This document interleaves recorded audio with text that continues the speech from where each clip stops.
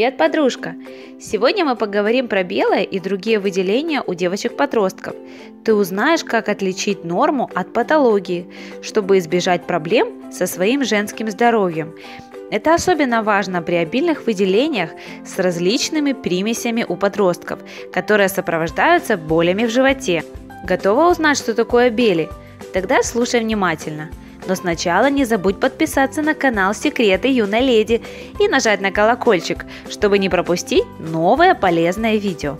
Бели в подростковом возрасте. Бели – это слизистые выделения из влагалища, которые обычно являются нормой в подростковом возрасте. Их появление указывает на то, что в твоем организме идет процесс физиологического созревания. Выделения у девочек-подростков часто наблюдаются перед первыми месячными. Поскольку развитие в подростковом возрасте у всех протекает по-разному, бели могут появиться как в 9 лет, так и в 18. В этот период также начинаются и первые месячные. Какие бели у подростков являются нормой? С наступлением периода полового созревания у всех девочек начинает выделяться жидкость. Физиологической нормой у подростков является появление необильных, нитевидных слизистых выделений из влагалища.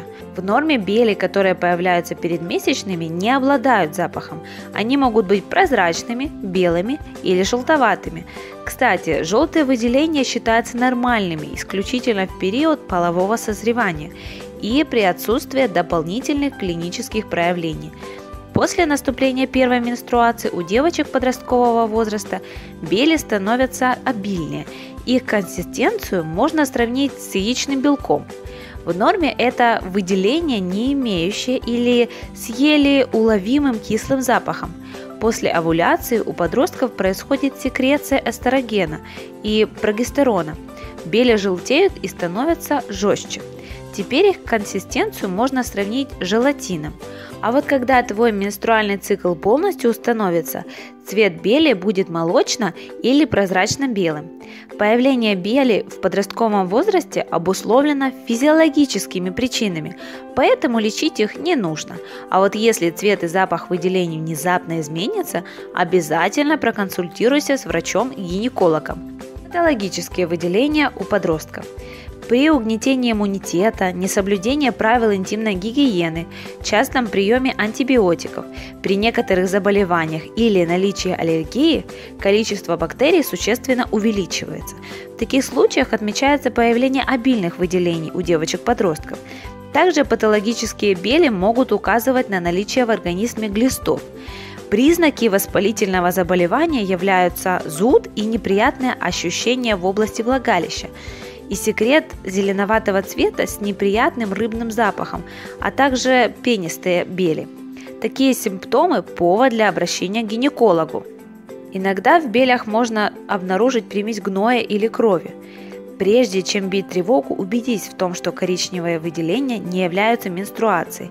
Часто небольшое количество крови в белях указывает на скорое появление первых месячных.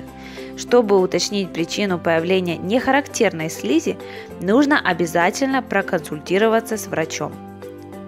Профилактика патологических выделений.